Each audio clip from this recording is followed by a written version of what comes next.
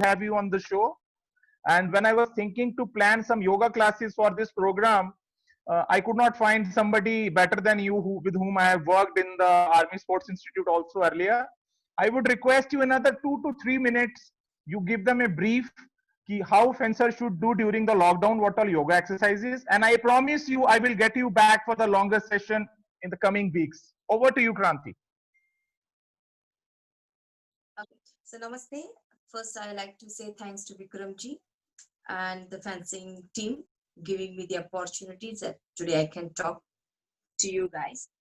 So I'm teaching yoga from last 19 years and I really saw the difference in me first and how yoga can change your attitude, how you can improve your concentration. And in the Grantha, they mentioned that Chale Vayu Chalam Chittam Nishalam Nishalam Bhave Yogi Sthanu Vapnoti Tatho Vayu Nirodhe. The sages got to know that if you control your breath, you can control your mind easily. So I'm going to give you the couple of techniques that how you can control on your breath so your concentration will improve. And even I'm writing some articles on the sports camp about how yoga is connected to the sports. So I wrote so far 11 articles. So if you get a chance also, maybe I can just forward the link to Vikram and maybe you can just go through with my articles also. So guys, I'm so glad that I'm going to share my experience to all of you in within coming sessions when the Vikram will organize. And we'll just do a practice. And once you start doing the practice, you will understand why breath is so important and how through breath you can improve your concentration. So see you soon. Namaste. Thank you very much, Kranti. So brief and crisp. Definitely, we look forward. I will take these links from you. I will share with all of them and I'll compile their questions, what all they have, and I'll put it to you so that you can brief them accordingly. Yeah, thanks, Vikram. And I'll leave you guys and I'll see you soon on Zoom. We'll do a couple of sessions. Let's see. Let's practice on. Okay, guys. Bye. Thank you. Enjoy Kranti. your Thank you very much for your Bye. valuable time. Thank you very much. Coach, do we have Mr. Papature with us? Because he's just sent me a message. He's logging and there is some internet problem in his end. I can see 4 iPhones now. Is he there? There's a 4 iPhone, but I don't know which one is him. Krishanji? Not Sir, reached yet? there is a 4 iPhone which is there, sir. I don't know. He will come with a proper picture. Okay. He's live, in fact. He's trying. He just sent me message. There is some internet problem at the end because you can understand there's a lot of internet issues all over the world now. Everybody is doing everything through internet. I saw him. He was online around 9:45. Yes, he's there. He's there. He's there. Krishanji, he's there. I'll unmute him.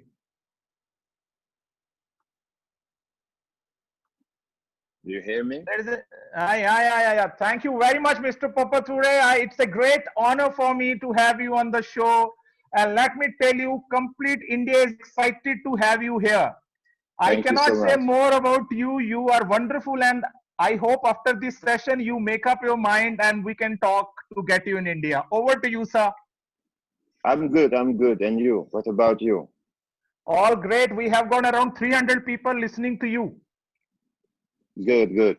I'm really glad about your invitation, and I would like to first of all wish that everyone will be safe about this pandemic that stopped all the world. And I'm really happy to join this discussion about fencing. Thank you very much, sir. And in fact, as your time is very precious, I know you are very committed. We would request you on the behalf of complete fencing fraternity, if you can spend some time in coming weeks to tell us something about the coach's development, and you can tell us something about the fencing, especially in Sabre. So we will plan your session accordingly. We just wanted, as the reference a discussion, we have offered you an invitation that if you find fit as per your terms, we will get you introduced to the Sports Authority of India. They are also watching us here currently. And Okay. what all terms and conditions you given us, sir, I will put it across to them. And if a coach Okay. of your repute can come to India, it will do wonder to us. And That will be, yeah. yeah, Go please, ahead, please, go ahead.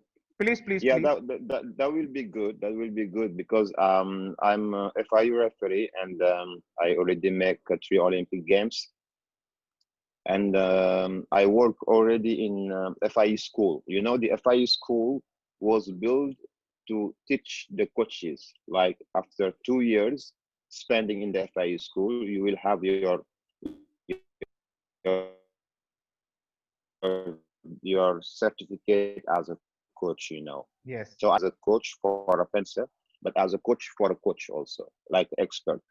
And I have Great. been already in many countries to lead some session for the coaches, to make some development for the coaches and for the referees. Oh, so So that will be my honor to do sir, we that will work. be definitely getting you in touch with Sports Authority of India after this gesture, and we will try and work out the things.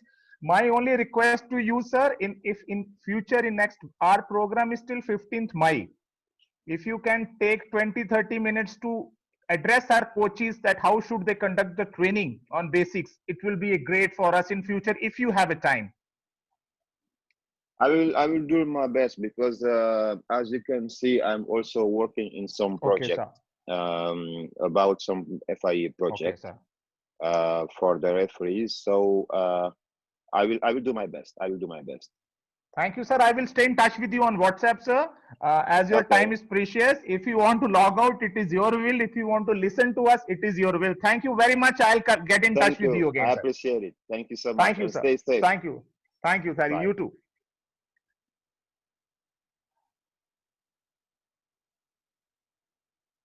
So, gentlemen, again, you see, this is how technology can connect us to the people. And what we promised you, we got you. And we have got another wonderful session in waiting for us. That is from Mr. Mohit Ashwani. I am very less to speak about his caliber. Only thing I can say, when I started playing, he was a coach. He was fit the way he is. He looked same. You know, when I left the game, he was coach. He always looked the way that he was 10 years then. You know, now we have our kids have started playing game. He's still coach. He still looks same. He does 2 hours of workout every day. He lives, eats, and sleep fencing. And the people who get trained under him treats him like a god.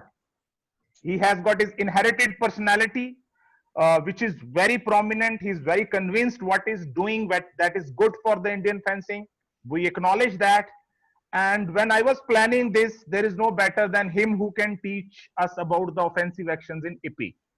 He has made it a very beautiful presentation. He discussed with me how we should go about it. He's so kind of him to give me that honor.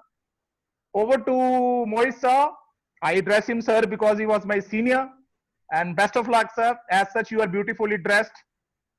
Show is yours. Thank you. First of all, I'm in the air, sir. Such a wonderful introduction. Thank you very much, sir. I am extremely thankful to each and everyone, especially Fencing Association of India, my president, Rajiv Mehta sir, Bashir Ahmed Khan sir, Secretary General, and Dudhare sir, and every member of the Fencing Association. I'm thankful to the DG Sai, Sandeep Pradhan sir. I'm thankful to the Senior Executive Director, Bishnoi sir, each and every one, my commandant, sir, and I'm also thankful to every one of you. And I pray to the God for your safety, and I request you to be at home, to be safe, and thank you very much. So today, actually, my topic is attacks in épée fencing. But before starting attacks, we must know about offensive actions. Offensive action जो हैं वो attacks उनमें आते हैं. तो offensive action एक बड़ा chapter है और attack उसका एक छोटा सा पार्ट है. तो मैं पहले क्लियर कर दूं कि मैं offensive actions में आज attack ले रहा हूं. Basically offensive actions क्या है? Offense is the best way to defense. This is generally said. This is a phrase कि सब आपने अपने आप को बचाना है तो दूसरे को मारो, दूसरे पे धावा बोल दो. जो ऑफेंसिव एक्शन है, one is attacks, second one is ripostes and counter ripostes, and third one is remise. और मैं तीनों दिन में एक एक ले रहा हूं. Tomorrow I am going to take ripostes and counter ripostes, क्योंकि कल डिफेंसिव एक्शंस का दिन है, पेरी रिपोस्टेस का दिन है, तो I am going to take that part tomorrow. और परसों रिमीज का पार्ट है और बाकी एक्शंस ऑन ब्लेड का पार्ट है, तो I'll take remise renewed attacks at that time. So now I am going to start with épée fencing, especially attacks. Attacks से पहले, what is in épée fencing? How is épée fencing classified? सबसे पहले no convention, no right of way. अगर कोई attack करता है, दूसरा counter attack करता है, सेम टाइम में हिट होता है, दोनों को लैब मिलता है. If somebody makes attack, the other person makes parry, and attacker makes remise, his light comes first, he'll get the point. So the fragrance of épée fencing is, épée fencing has all those actions which are not allowed in sabre, all those actions which are not allowed in épée, foil. So it is combination of all fencing actions. ये épée fencing का fragrance है, खुशबू है. और इसके साथ साथ जो आज का दूसरा जो इसका जो पार्ट है, that is target area in épée fencing. Target area épée fencing में सबसे बड़ा है, फ्रॉम हेड टू टो. कल अशोक सर ने सारा आपको एक्सप्लेन कर दिया, need not to explain it again. But मैं बताना चाहता हूं, कुछ एडवांस टारगेट्स हैं, कुछ बेसिक टारगेट्स है. बेसिक टारगेट वो होते हैं जो target area like in sabre में ट्रंक पोर्शन है, फॉइल में ट्रंक पोर्शन है. This is basic target. और एडवांस टारगेट वो होते हैं जो बॉडी में आगे की तरफ होते हैं. इसका आगे आपको एक्सप्लेन किया जाएगा. And third thing in épée fencing is time. Timing between two hits, दो हिट्स के बीच का टाइमिंग. और दो हिट्स के बीच का टाइमिंग ही बहुत इंपॉर्टेंट है épée फेंसिंग में. अगर आप 20th part of a second में हिट करते हैं अपोनेंट को, then only your light will indicate. 20th part of a second में तब आपकी लाइट साइमल्टेनियस आएगी, चाहे वो अटैक में करे चाहे वो डिफेंस में करे. अगर 20th part of a second को छोड़ के 0.20th part of a second में हिट करते हैं आप, तो आपका लैंप नहीं आएगा, सिंगल लैंप आएगा. तो इसलिए इसकी इंपॉर्टेंस भी है. आइए अब हम स्टार्ट करते हैं attacks in épée fencing.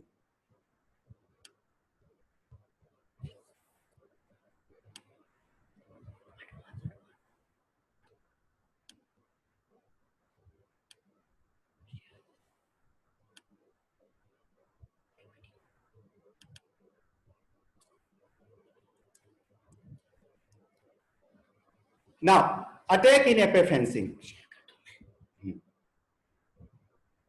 Definition: initial offensive action made by extending the sword arm, continuously threatening the valid target of the opponent with the point. क्या है attack? Attack initial offensive action है, लगातार आगे बढ़ते हुए अपने ओपोनेंट को hit करते रहना, कंटिन्यूसली थ्रेट करते रहना उसको हिट करने के लिए, और तब तक करते रहना जब तक कि वैलिड टारगेट पे हिट नहीं करते. épée is a thrusting weapon and the hits are made with the point and the point only. épée जो है that is a thrusting weapon. इसमें आपको point से पहुंचना होता है. First मतलब you have to reach with the point. It has been explained by Krishnan sir. It has been explained by Sagar sir also. So you have to reach to the with the point and the point only. सिर्फ point से ही पहुंचना है, और कोई आपको किसी और तरीके से hit point नहीं मिलेगा. अब épée fencing is classified in two parts according to the attacking actions. One is simple attacks, one is compound attack. अभी पहले जो फर्स्ट ब्रेक है, फर्स्ट हाफ है, वो हम सिंपल अटैक्स लेंगे. उसके बाद I will hand over this session to Jamal sir. He will take question answers and then we will go for compound attacks.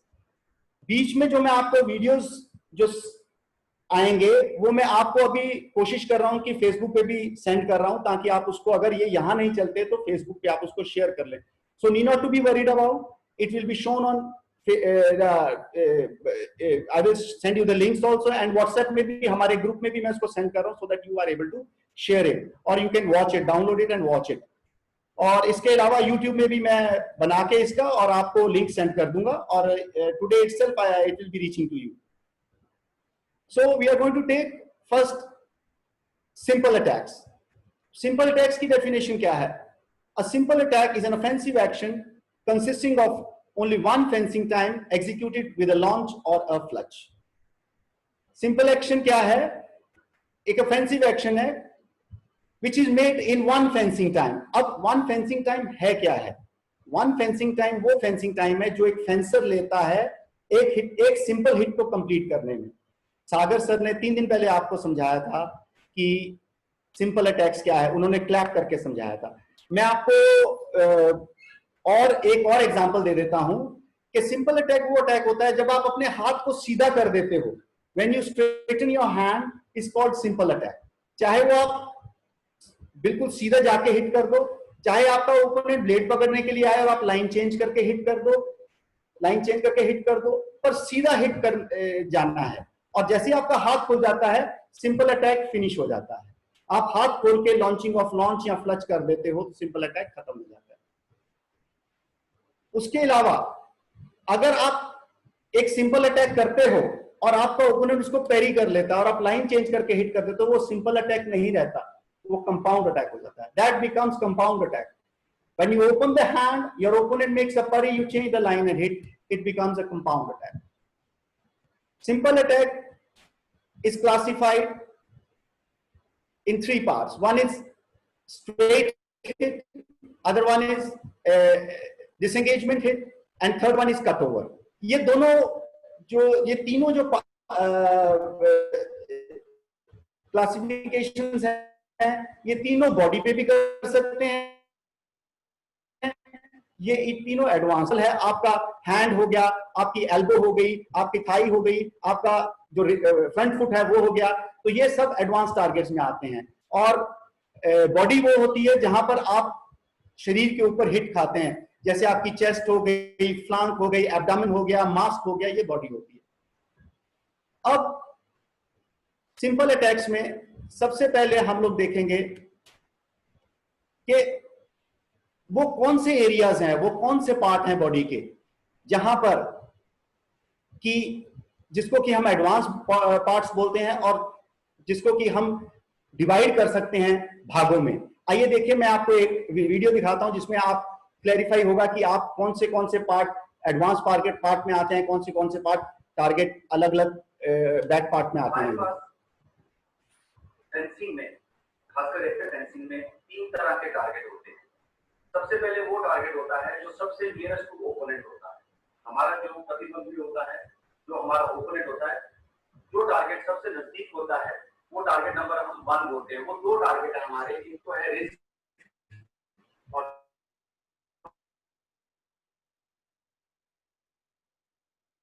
दूसरा है टारगेट है nearest to opponent. These 2 targets, one is wrist and one is foot, it is nearest to the opponent, so this is called target number 1. इसको हम first category में मानते हैं. Second comes elbow and thigh. जो हमारी elbow है और वो थाई है, दोनों ही एक लाइन में. वो था इन द सेम लाइन.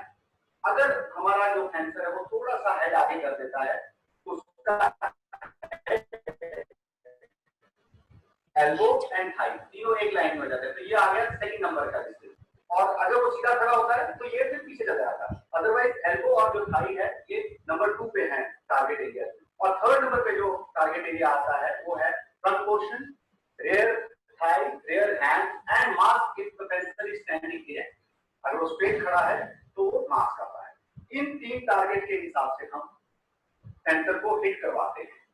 लेकिन जो सबसे नियरेस्ट टू ओपोनेंट होता है उसका सबसे बड़ा, चाहे नियरेस्ट होने का डिसएडवांटेज है, लेकिन एडवांटेज ये है कि ये सबसे ज्यादा मूवेबल है. These 2 targets, the wrist and foot, are the most movable targets.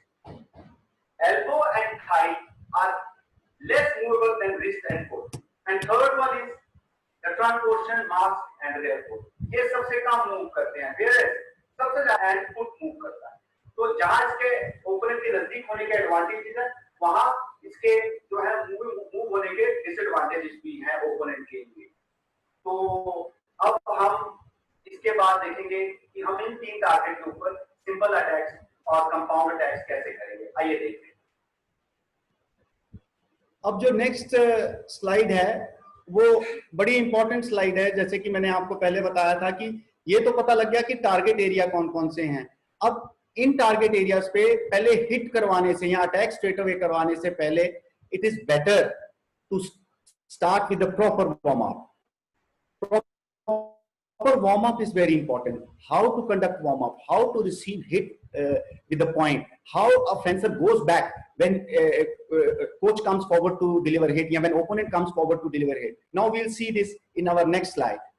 And this particular video is of Daniel Levalavasa, a French master who is himself Olympic champion and a world champion and had produced many Olympic and world champions. Please see.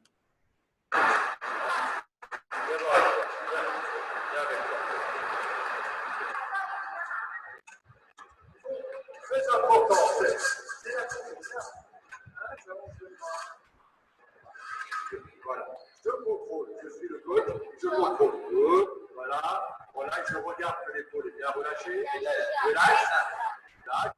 He is mentioning in this particular video that when the fencer comes to hit, his shoulder, thigh, body has to be relaxed, and he's speaking in French, but then also his body language is explaining everything. Please see. Voilà, c'est ça la correction. Je contrôle, bien, va bien, je ne veux pas voir ceci. Never. Je suis là.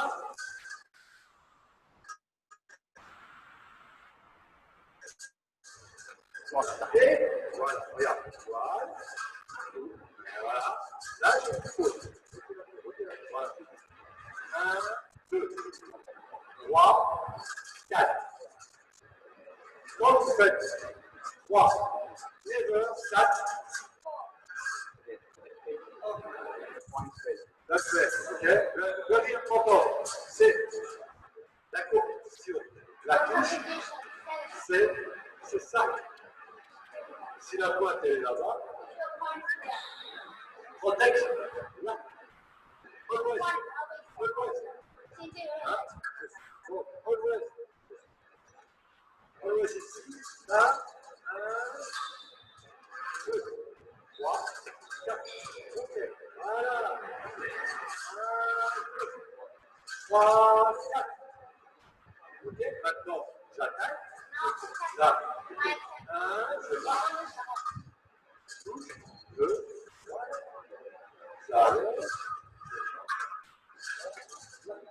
ok. Très important pour avoir la coordination. Après, c'est bien réussi. Très facile pour la suite. Après. Vous allez voir. Allez, on répète encore une fois et après on va changer. Ok. Allez. जहां पर हमने ये देखा कि warm up कैसे करते हैं, उसमें सबसे इंपॉर्टेंट चीज आपने देखी पॉइंट की। एपे फेंसिंग में पॉइंट बहुत वैल्यू में है, क्योंकि पॉइंट ही अटैक है, पॉइंट ही डिफेंस है, पॉइंट ही सब कुछ है एपे फेंसिंग में। If you move your point here and there, you will never reach to the target. So you have to be very particular about the point. Point has to go straight, point has to come back, point has to move, and point has to do everything. So point plays a very important role. Now, ये तो हमने सीख लिया कि कैसे warm up कराते हैं, लेकिन अब हमारा जो नेक्स्ट वीडियो है उसमें ये हम देखेंगे कि how to receive hits by a coach. एक प्लेयर तो हिट कैसे करता है उसको पता है, लेकिन कोच के होने के नाते, जैसे फॉर एग्जांपल हम सब घर में हैं, आइसोलेटेड हैं, और ब्रदर एंड सिस्टर दोनों एपे खेलते हैं, they both of them they play epee, they must wear proper kit, must wear protective jacket, and they can also do some of the partner exercises, but proper kit is required first, and they must know which signal they have to give to receive the hit on chest, which signal they have to give to receive the hit on arm, which signal they have to give to receive the wrist on hit on wrist and thigh, so on and so on. Now let us see in this video how we can receive the hits on various part of the targets as far as coach perspective is concerned.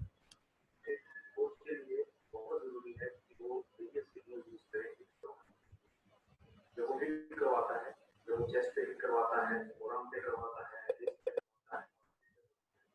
तो अलग-अलग signal use करने होते हैं, और अगर वो signals correct होंगे तभी प्यूपल से करेक्ट हिट हो, अगर वो सिग्नल गलत होंगे तो प्यूपल हिट करने में उसको डिफिकल्टी आए. So how a coach can use signals to receive hits on various parts of the target? Now let us see. Chest पे हिट करने के लिए कोच को हल्का सा आर्म को विड्रॉ करना होता है नीचे की तरफ, और प्यूपल को इशारा करना आगे हिट करना है. और अगर आर्म पे सी आगे एक्सटेंड करनी होती है। अगर यही हिट कोच को रिस्ट पे करवाना होता है तो कोच को हल्का सा रिस्ट बेंड करना होता है नीचे की तरफ और पिंपल को हिट करने के लिए हो गए। और यही अगर कोच पे हिट करवाना होता है तो कोच हल्का सा पॉइंट ऊपर ले लेता है ताकि पिंपल कोच पे हिट कर हो गए। इन सिग्नल्स को यूज करके कोच डिफरेंट जगह पे पार्ट्स ऑफ द बॉडी पे हिट करवा सकता है। Now comes our first technique in simple attacks, that is direct thrust. Direct thrust क्या है? Direct thrust जो है, it is a straight movement from the line of engagement to the target area. कहीं भी line change नहीं करनी है, you have to go straight and hit the target area. अब आप देखेंगे इस direct thrust में कोच जो है वो लाइन ओपन करता है, ऊपर उसी लाइन में हिट करता है various parts of the body, चाहे वो चेस्ट हो, चाहे वो फोरआर्म हो, चाहे वो रिस्ट हो। अभी आपको दिखाएंगे कि कैसे आपने हिट करना है और उन पार्ट्स ऑफ द बॉडी पे। डायरेक्ट थ्रस्ट या स्ट्रेट हिट, कई बुक्स में स्ट्रेट हिट लगा है, कई बुक में डायरेक्ट थ्रस्ट लिखा है और मतलब एक ही है, हाथ सीधा करके हिट करना है। You have to straight the hand and hit on the very part of the target. और जैसे कि मैंने आपको बताया था कि 3 भाग में डिवाइड किया गया है टारगेट एरिया को, फर्स्ट है wrist and foot, then elbow and thigh, and third is chest, mask and the other parts of the body. और इन तीनों में जब हम हिट करते हैं तो हम उल्टा शुरू करते हैं। सबसे पहले वाइडर पार्ट के ऊपर करते हैं, then comes elbow and then comes wrist। और आइए देखते हैं हम डायरेक्ट हिट कैसे करने हैं।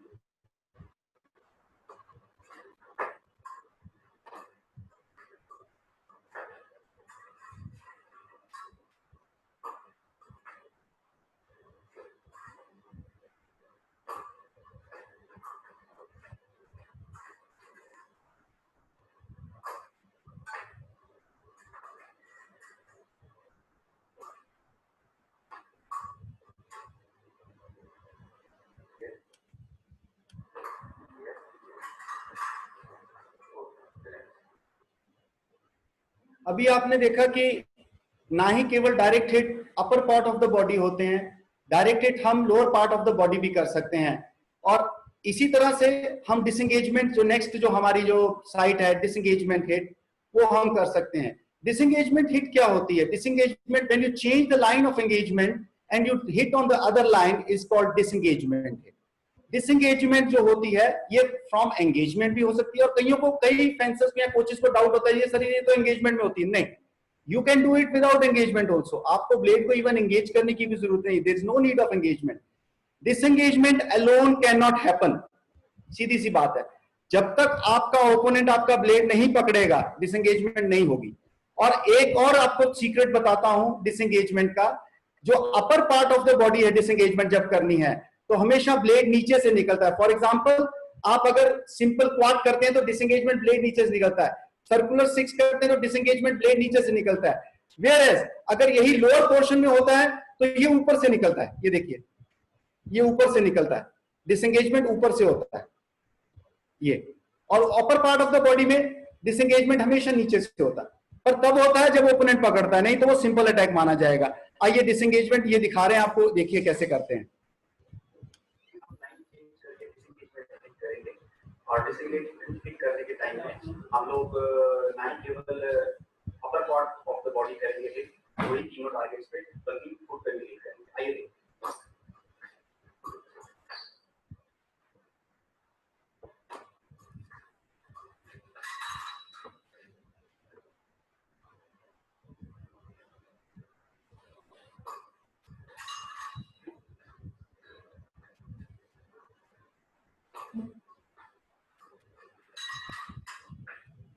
सर आप जो वीडियो में इंस्ट्रक्शंस दे रहे हैं अगर आप बोलते भी जाएंगे तो थोड़ा और क्लियर हो जाएगा। ठीक है सर, आप देख सकते हैं कि देखिए किस तरह से डिगेजमेंट करके ये दोनों साइड पे रिस्ट पे हिट कर रहा है। अब इसी तरह से हम फुट पे भी करवा सकते हैं, जैसे लाइन ओपन करके नीचे and then upper part of the body.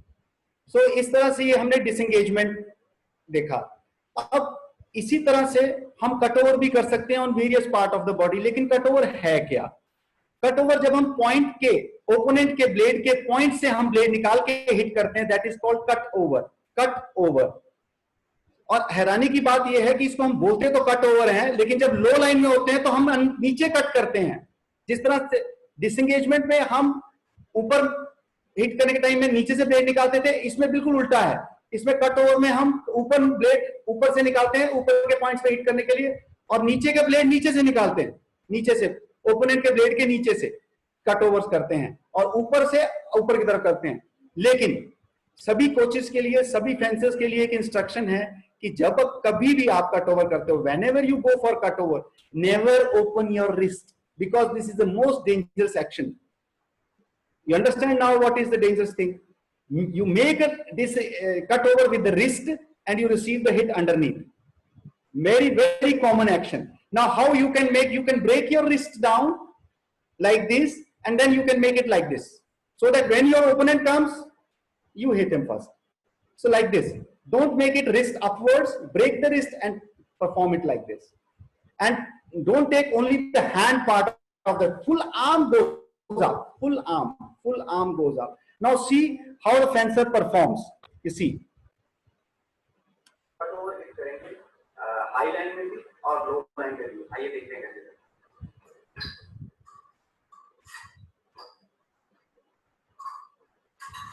Sir please बोलते रहिए, जो वीडियो में बोल रहे हैं वॉइस क्लियर हो जाएगी। ये कट ओवर देखिए आप फोर आर्म के ऊपर, ये देखिए ये किस तरह से फेंसर कट ओवर रिसीव करता है और कोच कट ओवर रिसीव करता है फेंसर का। Now on again four arm and go back. I have shown both the actions with and without counter attack actions.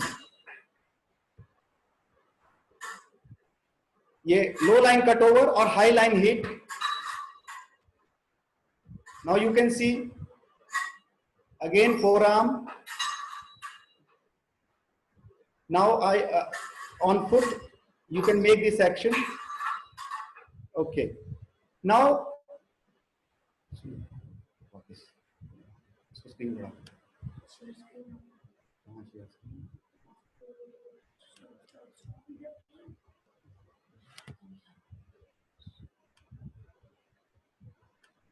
now I request Vikram sir that you can take question and answer, then I'll proceed for compound attacks.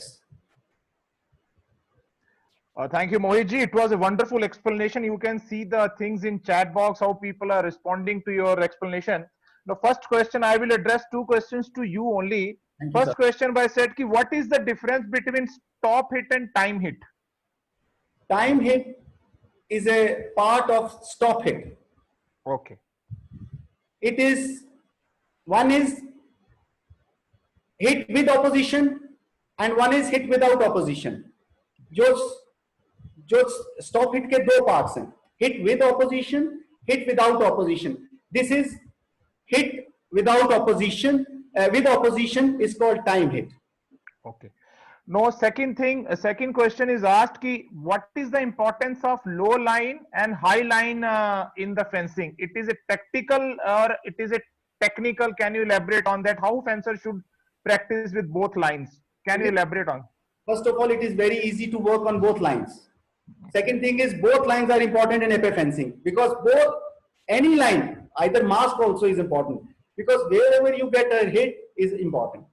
And for example, if your opponent is leaning more down, then you have more chance to hit on his lower part of the body. But if he's standing erect, he's not giving chance to go down, and he's making all movements of hand very fast, then you can provoke and go for upper part of the feint on the upper part of the target and go for the down. Then there are a lot of things. But both action, both high line as well as low line, both are important. And one secret I tell you, which I experienced in my life for so many years, épée fencing में अगर आप किसी fencer के foot पे hit कर देते हो, in pool 70% जो है वो बाउट हार जाता है. Okay. This is secret. क्यों? और जितना भी अच्छा फेंसर होगा उसका पैर उसके लिए उसकी जान होता है, इज लाइफ फॉर हिम. और अगर उसके पैर पे हिट कर दे, उसको थप्पड़ जैसे मुंह पे लगता है ना उसके, it's just like slapping on his face and he is so shameful. वो मुंह नीचे करके जाता है उसके बाद, या जाती है. सभी भी फेंसर्स को पता है, ऑल épée फेंसर्स नो दिस. सो अगर कोचेस जब ट्रेनिंग करवाते हैं, सिचुएशन देते हैं, तो मैं कहता हूं जब सिचुएशन जब टारगेट एरियाज की इंपॉर्टेंस डिवाइड करते हैं तो 5 नंबर पैर को देने चाहिए. If 5 points will be given to foot if you hit on the foot in 5 touch target single lamp. Please. Such a wonderful secret. No, मैं थोड़ा सा lighter, in the lighter mood I said कि I think Ippy is the only thing in the world or Indian culture जिसमें अगर आप पैरों पे मारोगे या पैरों को हाथ लगाओगे तो Ippy fencer doesn't like. Generally पैरों पे हाथ लगाना हमारे culture में it is lot of blessings. ठीक है. Other question is that very simple कि अगर आपने because you have been yourself into Ippy fencing and you have been a coach. Can you tell me what is the ratio of the points Ippy fencer should practice more? कि हाथ में 70% point मिलते हैं, mask में. Is there some data on that where the maximum point one can hit? When I was studying in Hungarian university, Hungarian Semmelweis University, luckily I was also part of that that particular you can say Committee. taking of the data collecting. We used to sit during the inter-universities and we used to count how many hits were made on chest, how many, especially in pentathlon, modern pentathlon, how many hits were made on chest, how many, and you will be surprised to know everyone that 80 to 80% of hits are made on chest. Okay.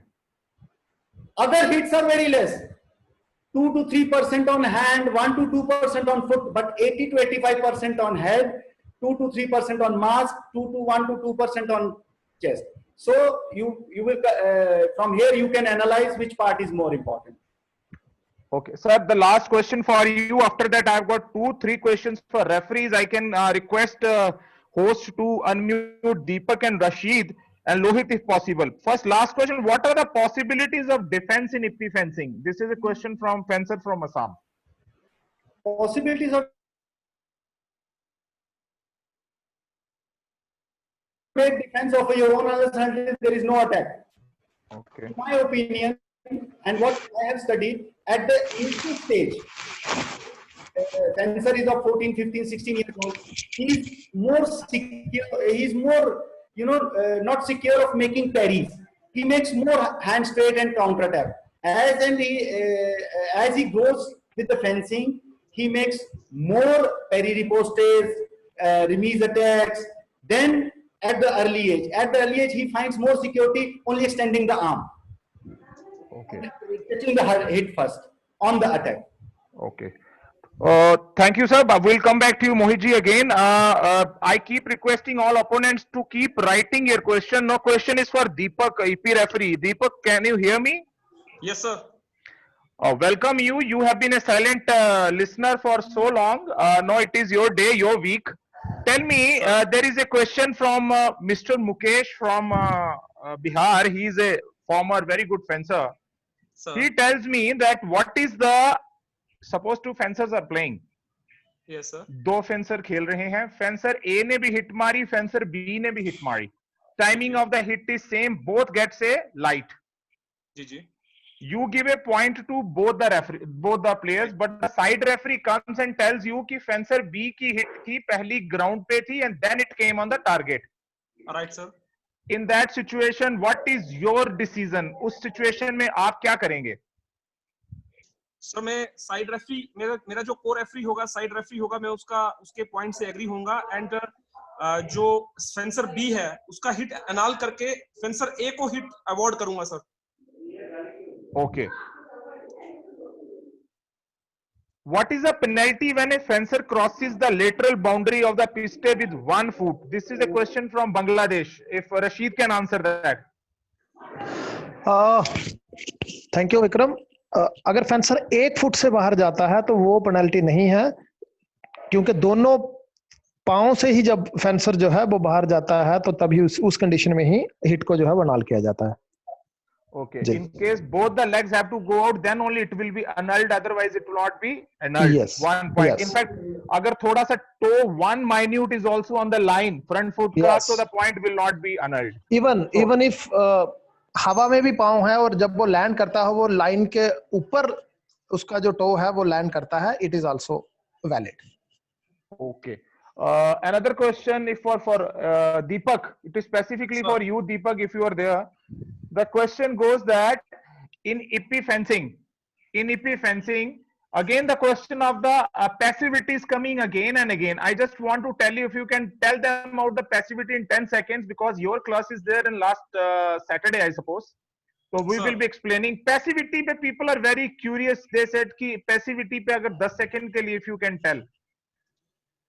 Deepak. Sir passivity पहले हम इसे बोलते थे non कॉम्पिटिटिविटी, but now अब इसका नाम change होके हो गया है अनविलिंगनेस टू फाइट एंड इसमें कुछ रूल्स चेंज हुए हैं सर। मैं चाहूंगा कि जब मेरा लेक्चर है तो मैंने इस पे मैं आप लोगों के लिए बहुत अच्छा इसको एक्सप्लेन कर सकूंगा और मैं जो प्रेजेंटेशन बना रहा हूँ एंड उस पे मैंने काफी अच्छी तरह एक्सप्लेन किया भी है इसे। तो मैं चाहूंगा कि जिस दिन मेरी प्रेजेंटेशन है मैं उस दिन इसके ऊपर अगर बोलूंगा तो ज्यादा अच्छा रहेगा, तो वो ज्यादा वाइड रहेगा और बहुत एक्सप्लेन रहेगा। Thank you, Deepak. Thank you very much for these two people. Before we come to the proper, जो इप्पी की पैसिविटी को लेके जो ये सवाल उठाया जा रहा है, अदर देन टेक्निकल थिंग के पीछे, इसके पीछे जो बिजनेस कंसेप्ट है उसके बारे में मुझे थोड़े दिनों पहले कुछ पता चला था कि why this rule of passivity has come suddenly into the fencing. There was a FI Congress in Geneva last to last year, where it was decided ki how to make fencing, especially ippy fencing, more interesting. They say this ESPN or some Star Sports, some kind of a media house said ki when this particular bout come, and because people used to take a lot of time to play earlier, ki in one bout sometime they used to take 4 all bout of 15. So they said ki because there is no, people are not playing dominatingly, hence people are not watching this sport. जब लोग game नहीं देखेंगे तो TV channels के media rights वाले इसको लेने के लिए तैयार नहीं थे, क्योंकि their TRPs were coming down. So the business heads of the FEI, they sat together and they decided कि in order to make this game interesting, we need to get something so that people keep playing. क्योंकि लोग तो देखने के लिए देखते हैं ना. It's something like cricket is somebody being test match slow. You said कि यार बाद में देखते हैं rather than 2020. This is one of the business concept why rule of passivity has been invoked so strictly. This is my knowledge from my exposure. It may be correct, it may not be correct, but if I am the FI head and if I am looking for media participation, this is a very good step taken by the this thing. Another wonderful, we have got many people joined with us. I have got a very old friend, Suraj Naveen from Hyderabad, 2005 silver medalist. We played one international together. Suraj, welcome back, and good that you are still associated with fencing. We have got Dr. Bhushan from Maharashtra, one of the very silent coach who has been working very, very nicely in Maharashtra. Kudos to you, you also come. We have got one of the best young coaches with us, Roshan Thapa. We have got with us Tukaram. We have got with us Shriya. These all people, they are coming and making us feel proud, and your participation is just amazing. I just wanted to take name of KP Singh also. KP Singh was also one of the most passionate coach. He is also watching. Welcome to you, KP also. I again wanted to convey my sincere thanks to Sonia from Punjab and Suman from UP. And there is one guy, Vishal, who always wear mask when he watches this. I hope he may be in somewhere outside. I appreciate your concerns, and Sonia and Suman for making the notes. We have got a Dinah Thingujom joining us after the end of the session today for her comments on the coaching and fencing. Dinah, be prepared for that. And in the end, I would like to thank Mr. Jijonidhi, a coach from Kerala. He has been participating a lot. He has been sending a lot of videos. He sleep, eat, and drinks fencing. God bless. Keep asking your questions, and we will answer that. Over to you, Mohit sir, again. Thank you. Thank you very much.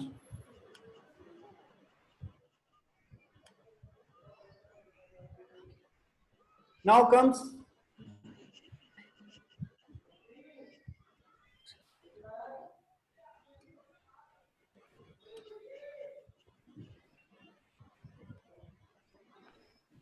now we go to the compound attacks. As mentioned earlier, fencing में दो तरह के attacks होते हैं, simple attacks and compound attacks. Now compound attack, definition of compound attack. The attack is compound when it receives one or several parries provoked by one or several feints. अब सबसे पहले फेंट वर्ड आता है और उसके साथ आता है व्हेन इट डिसीव्स। जब हम ओपोनेंट, फेंट किसको बोलते हैं, अगला जो टॉपिक है वो फेंट है, तो मैं पहले समझा देता हूं। Feint is a threat to the open part of the target. कहा है कि खुले हिस्से पे थ्रेट होता है, फेंट है जो जिसकी वजह से ओपोनेंट को प्रोवोक किया जाता है कि वो पैरी करे, he goes for parry. The moment he goes for parry, fencer change the line, hit on the part, that part of target which he opens to close the other part. This is what feint attack is.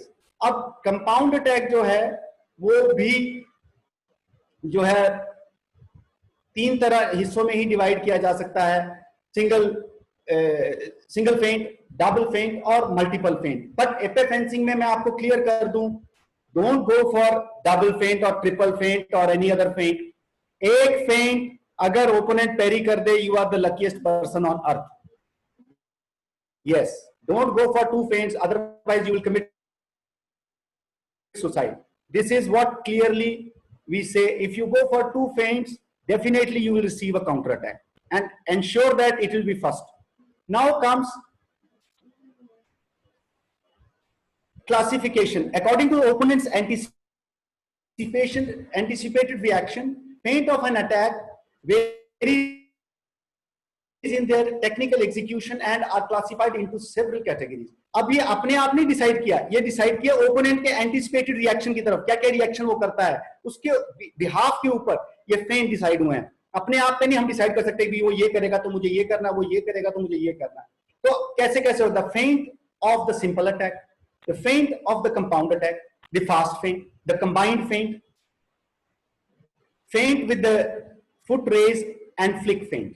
ये 6 तरह के फेंट होते हैं जिनको कि हम differentiate करते हैं ओपोनेंट के एंटीसिपेशन पे। लेकिन जो सबसे इंपॉर्टेंट चीज जो है, जो मैं आपको बताना चाहता हूं, जब आप फेंट करते हैं या फेंट के बारे में बोलते हैं, तो फेंट जो है वो ओपोनेंट 3 फैक्टर्स के ऊपर मेनली डिपेंड करता है। 3 फैक्टर्स इफेक्ट फेंट। ये हम मैं जब NIS पटियाला में था तो ये चैप्टर था, 1 हफ्ता लगता था, बट मैंने उसको थोड़ा श्रिंक कर दिया, बहुत श्रिंक किया है। उसमें 3 फैक्टर्स हैं मेनली जो इफेक्ट करते हैं। One is how deep you go for feint, पहला। Second, parry. Third comes which parry, कौन सी parry, quarte parry, 6 parry, circular और डायगोनल, और which parry, and how many parries, कितनी पैरी है। ये फैक्टर्स जो है इफेक्ट करते हैं फेंट के ऊपर। और सबसे ज्यादा जो है आपको एक चीज दिमाग में रखनी है, जितने भी फेंट हो लास्ट में एक फाइनल हिट होना ही होना है जो कि आपको पॉइंट दिलाएगा। This is factors affecting feint. Now we come to the next slide which is attack with withdrawal of, attack on withdrawal of arm.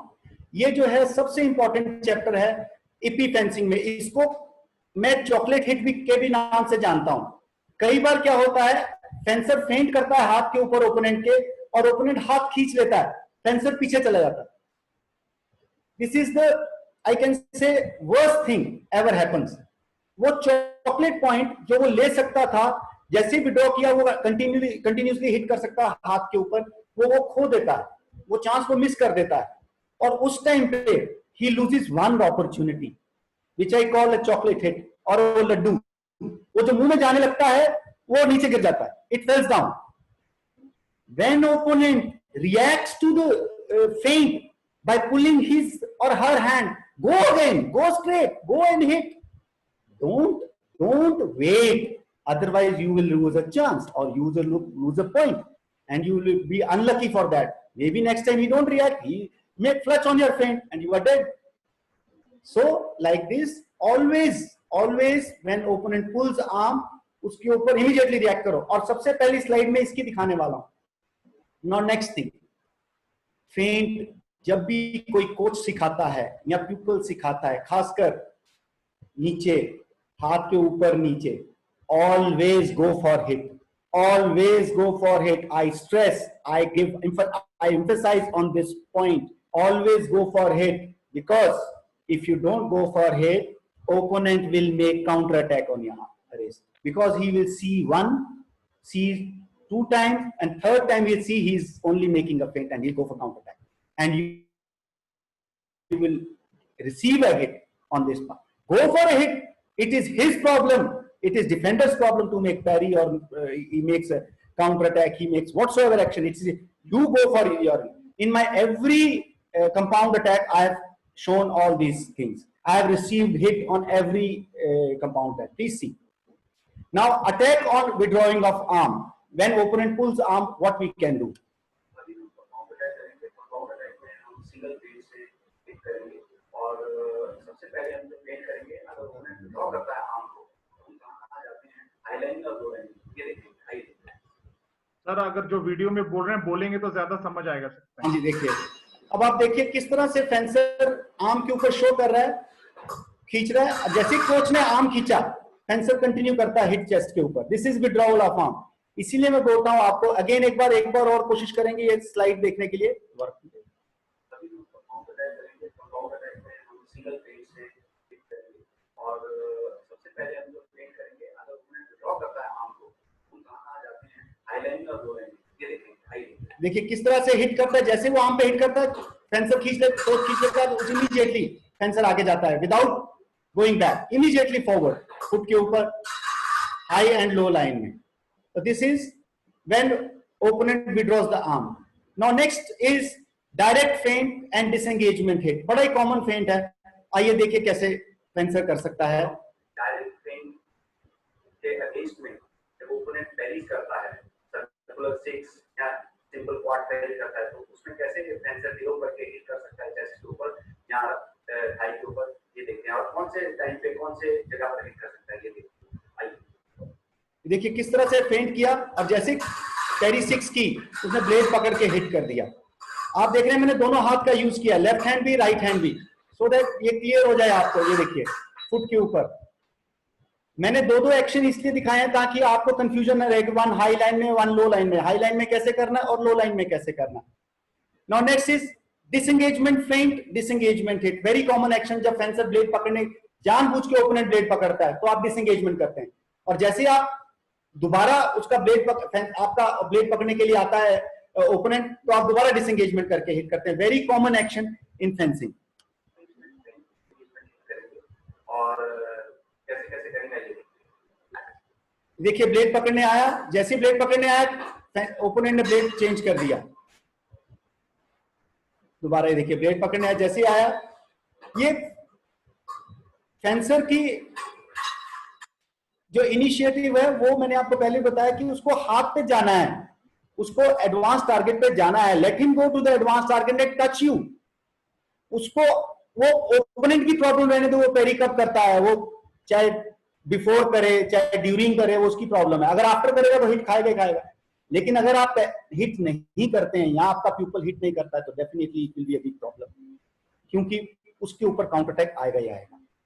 अब नेक्स्ट स्लाइड में मैंने दो जो रिएक्शंस हैं एक टाइम पे लिए। एक रिएक्शन जो है इसका नाम है फास्ट फेंट एंड फेंट ऑन द रेज्ड फुट। जब फास्ट फेंट और रेज्ड फुट मैंने इसलिए लिया क्योंकि दो तरह के फेंसर्स के अगेंस्ट में हिट होता है। एक वो फेंसर जो बहुत अर्ली पेरी करता है, इमीडिएटली फटाफट, जैसे आपने बीट मारा या जैसे आपने हाथ आगे किया फटाफट पेरी कर लेता है, तो उसके अगेंस्ट में हम फास्ट फेंट करते हैं। और फास्ट फेंट का एक छोटा सा रूल है। एक फास्ट फेंट का ये रूल है, कभी हाथ सीधा मत पूरा करना, नहीं तो आपकी डेथ हो जाएगी। क्यों? अगर आप हाथ सीधा करेंगे वो ब्लेड पकड़ लेगा, क्योंकि वो बहुत फास्ट है, आपसे फास्ट है, इसलिए उसको फास्ट पेरी बोलते हैं। उसको 60% हाथ दो और लाइन चेंज कर दो, 60% जोर से और लाइन चेंज कर दिया, ये आप देखेंगे अभी। और दूसरी तरह का जो रेज्ड फुट उस फेंसर के अगेंस्ट होता है, टेक्निकली उस फेंसर के अगेंस्ट में करते हैं। We do this action against that fencer who makes the last movement parry. Blade comes on the chest and he goes wait and last movement he makes parry. So look, you make him feel that this is going to be a real attack and you raise your foot also with the feint. और जब पैर आ जाता है सामने, वो कहता है आ गया, then he makes a parry, and the moment he makes a parry you hit him. Now see both the differences. Now we will perform two different type of feint. One is feint with the raised foot and other one is fast feint. Why we are performing it one by one, so that you come to know about the difference of both the things. Let us see. ये देखिए किस तरह से first फेंट किया, 60% हाथ और फटाफट लॉन्च मार दी, पैर नहीं निकालेगा, हाथ और लॉन्च। इसी के साथ ही अब सेकंड वाला देखिए, उसमें पैर के देखिए किस तरह से पैर ऊपर जाता है, ये देखिए पूरा पैर खोला, लास्ट मूवमेंट पे पैरी की और लास्ट मूवमेंट पे चेस्ट पे। तो दोनों का डिफरेंस जो है आपको अब पता लग गया। अब मैंने 2 स्लाइड्स और बीच में डाली हैं, क्योंकि जो एपे फेंसिंग है वो सिर्फ सिंपल अटैक से नहीं होती, वो बीट से भी होती है, वो प्रीज डिफेयर से भी होती है, और बीट से भी हम फेंट कर सकते हैं, बीट से भी हम सिंपल अटैक कर सकते हैं। क्योंकि बीट सिंपल अटैक का पार्ट नहीं है, क्योंकि उसका चैप्टर अलग है, तो इसलिए मैंने सिर्फ बीट को इसमें से निकाल के आपको दिखा रहा हूं, क्योंकि बीट जो है वो अटैक ऑन द ब्लेड का पार्ट है, और प्रीज डिफेयर का मैंने एक्शन लिया है नेक्स्ट स्लाइड में। तो अभी पहले आप बीट से देखिए। अब again Daniel Levavasseur, French fencing master, will explain how you can go for beat feints. वो एक्सप्लेन कर रहा है कि बीट फेंट कैसे करनी है। ये देखिए, ये बीट किया और ये हिट किया, देखिए वो भी हिट हाथ से करवा रहा है। आप नोट करिए, ये लाइन चेंज की जैसे पैरी किया, ये देखिए बीट, ये ब्लेड प्रेजेंट किया, ये उसने ऑपोजिशन किया, हिट कर दिया।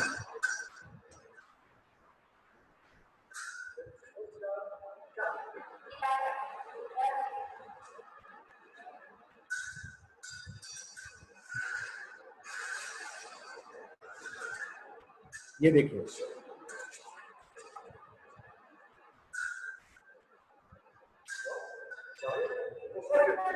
इस पर्टिकुलर एक्शन में लड़की ने क्या गलती की, उसने पूरा हिट नहीं किया, उसने हाथ उठा लिया डर के।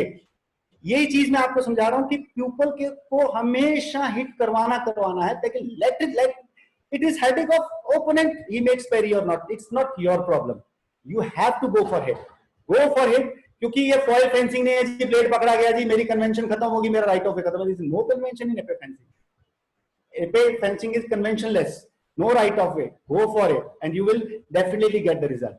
Please see. C'est ça le plus intéressant dans le travail. Vous avez vu, c'est que je la tiens. Elle est en train de faire quelque chose, je la tiens pour le montrer qu'il n'y a rien.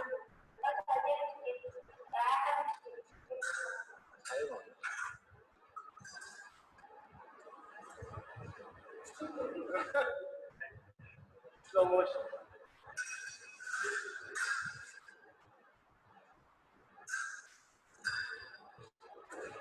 ये देखिए withdrawal of arm पे कैसे hit करवा दिया, withdrawal of foot पे कैसे hit करवा दिया। ये देखिए अगेन कैसे पॉइंट ऊपर किया कोच ने, फटाफट फुट पे हिट कर दिया। इसलिए all lines are important, high line low line, depend करता है कि कौन सी पैरी करता है ओपोनेंट। ये देखिए जैसे हाथ खींचा सीधा गई,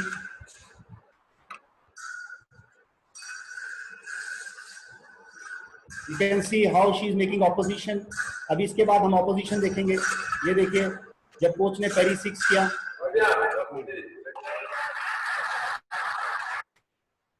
जहां पर बीट जो है attack on the blade important है, उसी तरह टेकिंग ऑफ द ब्लेड एपे में बहुत इंपॉर्टेंट है। बहुत मतलब अगर हम इंपॉर्टेंस को लेके जाए तो 60% इंपॉर्टेंट आउट ऑफ 100%, क्योंकि इसी से ही पॉइंट ओपोनेंट का हमें टच नहीं होता। तो इसलिए मैंने taking off the blade hit लिए हैं। अब ये सिंपल हिट्स हैं और हर लाइन में आप ये कर सकते हैं, 6 में हिट कर सकते हैं, क्वार्ट में कर सकते हैं, ऑक्टेव में कर सकते हैं, सेप्टिम में। टेकिंग ऑफ द ब्लेड का मैं आपको एक कॉन्सेप्ट क्लियर कर दूं जो मुझे भी कई साल लगे समझने में, कि टेकिंग ऑफ द ब्लेड जो एक्शन है, इसको इंग्लिश फ्रेज है, ये इसका फ्रेंच नेम है प्रीज डिफेयर। अगर आप ये वर्ड सुना हो प्रीज डिफेयर, इसका हंगेरियन नेम है बाइंड फिलो। नाम कुछ भी हो, काम एक ही है। English people call it taking off the blade, French people call it prise de fer, Hungarians call it bind फिलो, लेकिन काम एक ही है, ब्लेड को पकड़ना, हिट करना, dominate it and continue hit forward till the delivery of touch or till you deliver the touch. This is called taking of the blade. Now we'll see how you can make simple attacks in taking of the blade. Attach करेंगे in launch position में और चारों lines में करेंगे। आइए देखते हैं।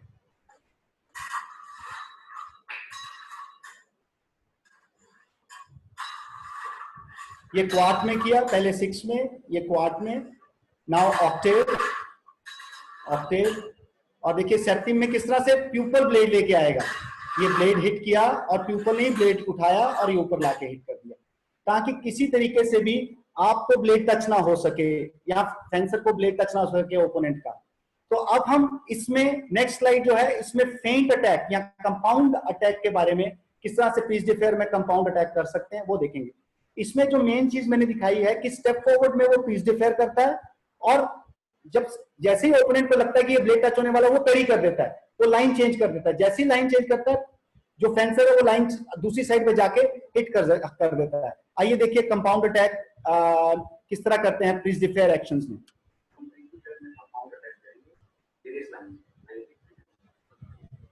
देखिए क्वाड पीस डिफेयर 6 में हिट कर दिया। जैसे पीस डिफेयर किया, ये कोच ने डिरोक कर दिया। ये देखिए ये लो लाइन पे ऑक्टेव किया, सर्कुलर ऑक्टेव किया। अब ऑक्टेव 6 इमीडिएटली ब्लेड पकड़ा और हिट कर दिया। इस तरीके से आप ये एक्शन हर लाइन में आप करवा सकते हैं। अब ये तो हो गया फेंट्स की बात। अब इन फेंट्स के बाद जब ये फेंसर आपका ये फेंट सीख लेता है, तो आप उसको फेंट इन टेम्पो भी करवा सकते हैं। Feint in tempo is an action made against second intention, जब ओपोनेंट की इंटेंशन हिट करनी नहीं है। इसमें कोच क्या कर रहा है कि वो आगे आ रहा है और प्रोवोक कर रहा है फेंसर को कि उसको हिट करे, और जैसे ही फेंसर उसको हिट करता है तो वो चाहता है कि उसको पैरी करके रिपोस्ट कर दे, लेकिन फेंसर ऐसा नहीं करता। फेंसर फेंट करता है और जैसे ही ओपोनेंट पैरी करता है वो लाइन चेंज करके हिट कर देता है। इस स्लाइड में, ये मेरी लास्ट स्लाइड है, इस स्लाइड में जो फेंसर है वो करंट वर्ल्ड चैंपियन नेटली है। She is current world champion neatly.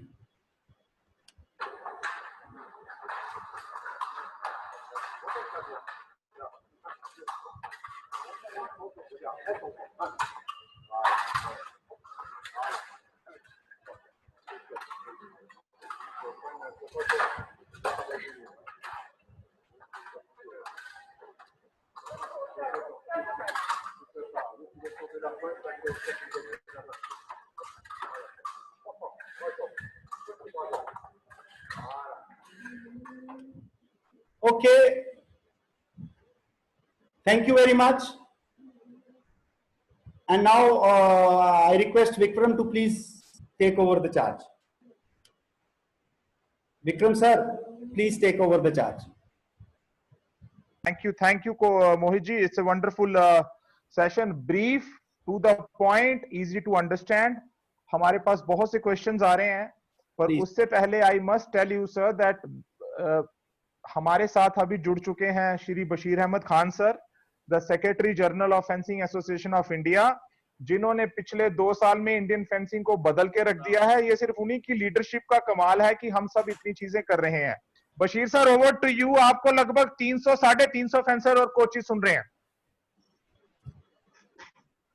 Good morning everyone, dear fencers, technical officer और हमारे विक्रम जामवाल जी, मिस्टर मोहित, और भी यहाँ उपस्थित जो सीनियर कोचेस हैं, और साई के भी कोई रिप्रेजेंटेटिव है। सबसे पहले मैं फेंसिंग फेडरेशन की तरफ से आपका स्वागत करता हूं। अभी जो परिस्थिति चल रही है पूरे विश्व में, बहुत ही खराब पोजीशन है, जो कि कोरोना वायरस से ग्रस्त हैं सब लोग, और सबको डर है कि क्या होगा। हम लोग घर से बाहर नहीं निकल पा रहे हैं, हम सोच नहीं पा रहे हैं आगे क्या करेंगे।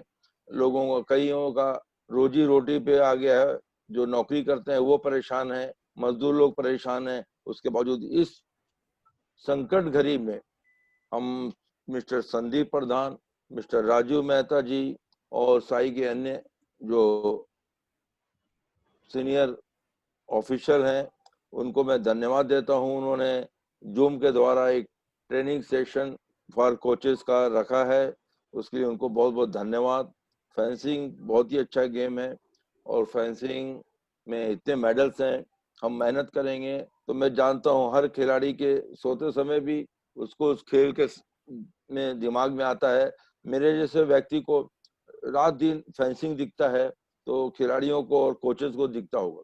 और बड़ी खुशी की बात है जो हमारे कोचेस हैं, वेरी नाइस, बहुत ही सक्षम है। अपन फॉरेन जाते हैं, फॉरेन कोच बोलते हैं, फॉरेन कोच क्या करता है, सेम मिस्टर मोहित है, कृष्ण है, सागर है, और अपना दीपक है, और विक्रम है, राशिद है, ऐसे लोहित है, बहुत सक्षम कोच हैं, बहुत अच्छे कोच हैं हमारे। और उसके बाद जो हमारे फेंसर्स हैं, बहुत अनुशासन, हमारा एसोसिएशन के पूरे फेंसर, टेक्निकल ऑफिसर वेरी, बहुत ही नाइस। मैं उसको जितनी तारीफ करूंगा उतना कम है। आप अपना बड़ा सीरियसली करते हैं। सबसे बड़ी बात, आप लोग अपने खर्चे से अब्रॉड में ट्रेनिंग लेते हैं। कई खिलाड़ी, कई फेंसर लोग गए हैं जिसका रिजल्ट भी आया है, और कई रुपए खर्चे हुए हैं जिसको ना हमें कहीं से मदद नहीं हुई इन खिलाड़ियों को, उन फेंसरों को। तो मैं उनके पेरेंट्स को भी बधाई देता हूँ कि आप लोग को भी बधाई, आप अपने बच्चों को अच्छा कर रहे हैं। और इसके साथ अभी आपको अच्छे अच्छे हमारे कोचेस बताएंगे। इसके बाद हम जल्द से जल्द फिर से हम, इसके बाद जूम खत्म होने के बाद जो ट्रेनिंग सेशन खत्म होगा, तो उसके बाद भी फेंसिंग फेडरेशन के द्वारा हम पूरे खिलाड़ियों के लिए एक कोचिंग सेमिनार टाइप का हम शुरू करेंगे। उसमें हम पूरा जो हमारे कोचेस हैं सब आपको स्पीच करेंगे, आपको बताएंगे।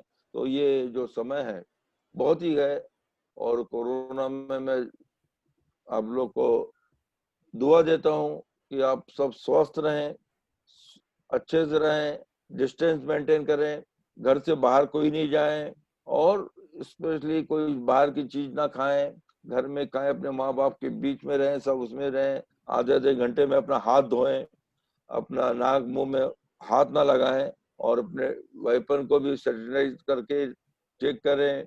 और अपने जहाँ भी टाइम मिलता है आपका फिजिकल और जिम अपने घर में करें आप लोग, क्योंकि ये समय बहुत ही दुखद है। आगे क्या होगा ये किसी को नहीं मालूम। और अभी कल हमारी इंडियन ओलंपिक की मीटिंग थी।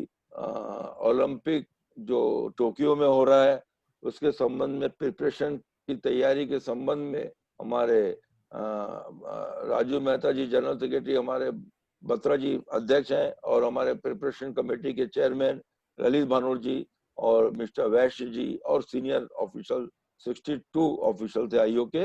उन्होंने बैठ के डिस्कस किए क्या क्या करेंगे हम आगे। तो हम उसमें में कैसा ट्रेनिंग करेंगे, क्या करेंगे। अभी आईओ की तरफ से भी लेटर शो रहे हैं कि साई अपना ट्रेनिंग सेंटर जल्द से जल्द शुरू करें। तो मैं ये चाह रहा हूँ, आपको फिर से मैं बोल रहा हूँ कि आप बहुत अच्छा वर्क हो रहा है। मुझे पल टू पल मुझे विक्रम जामवाल जी आपकी रिपोर्ट दे रहे हैं, बच्चे लोग अच्छा पार्टिसिपेशन। हमने कोचेस के लिए था ये सेमिनार, और टेक्निकल ऑफिसर के लिए था। तो हमें ये कहा गया कि जो टेक्निकल ऑफिसर उन्हीं को रखा जाए।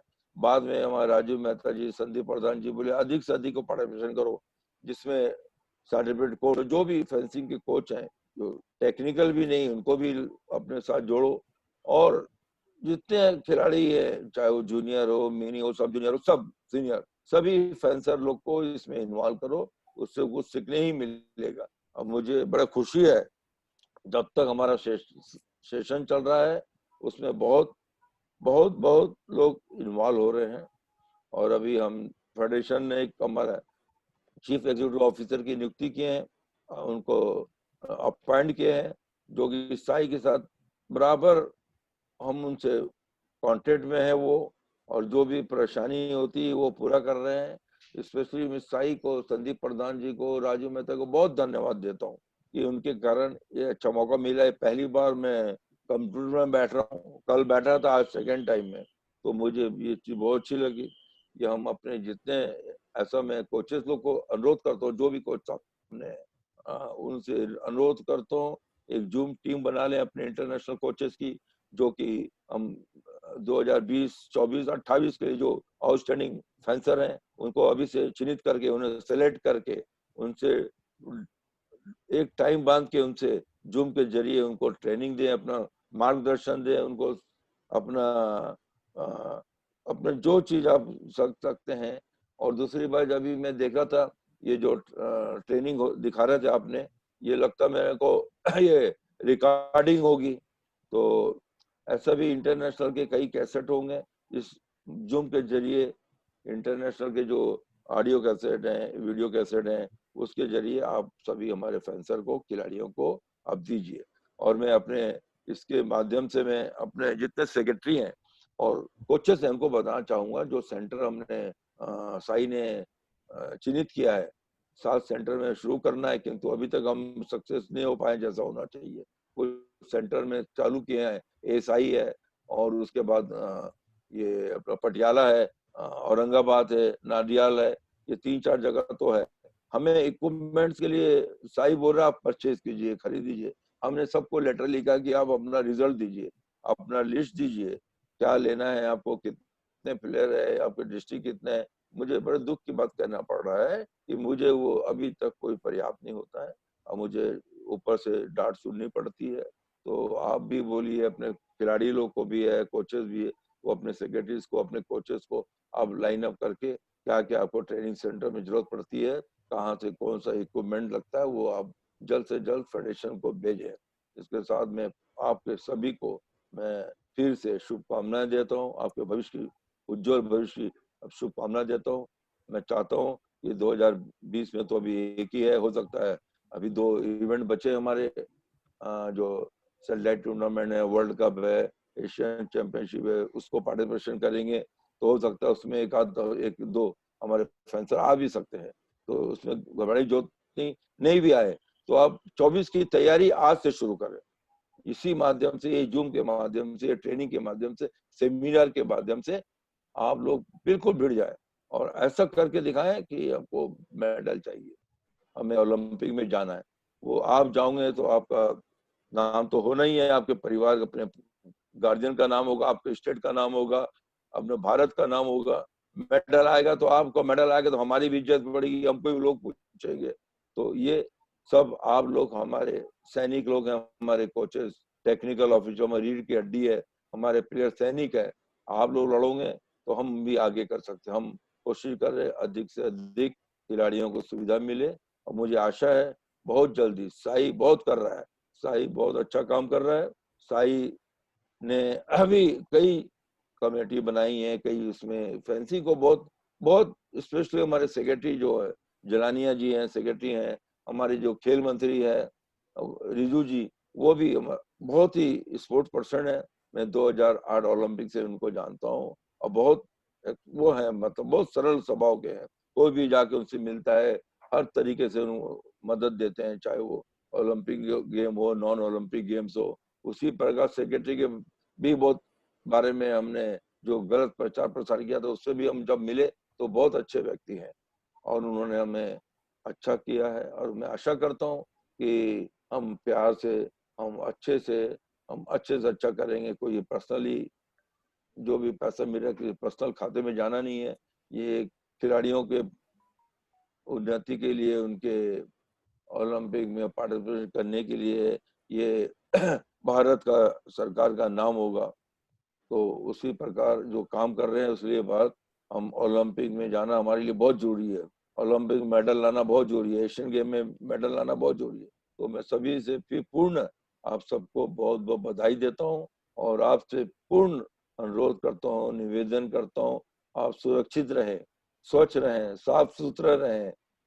आप जितने खिलाड़ी, जितने फेंसर है, आधे घंटे में अपना, 1 घंटे में अपना हाथ धोएं और सैनिटाइजर करें, अपने घर को भी साफ सुथरा रखें, अधिक से कम लोगों से मिले, जो भी आता बाद में। अब मुझे 3 मई तक, हम देखो क्या होता 3 मई, अभी आप लोग यूएस में देख रहे होंगे, इटली में देख रहे होंगे, फ्रांस में देख रहे होंगे, महामारी मारी फैली हुई है, यूएस की बड़ी हालत खराब है, कितने लोग डेथ हो रही है, जो डेथ हो जा रही है उनके परिवार को भी बॉडी नहीं मिल रही है। तो अभी हम सोच के हम टेंशन में हैं। तो अपने जो भी माता पिता, भाई बहन, बच्चे, उनसे आप दूर रखिए, उनको 1-2 मीटर में घर में बैठिए। इसके साथ आपको शुभकामनाएं, और विक्रम जम्वाल को भी बधाई, और उसके साथ जितने हमारे कोचेस, सीनियर कोचेस हैं जो इस प्रोग्राम में सक्सेस किया, उनको भी बधाई। ये अपना सब काम धाम छोड़कर फेंसिंग लिए कर रहे हैं, ये जरूर आप लोग की इतनी मेहनत जरूर हमें फल लाएगी।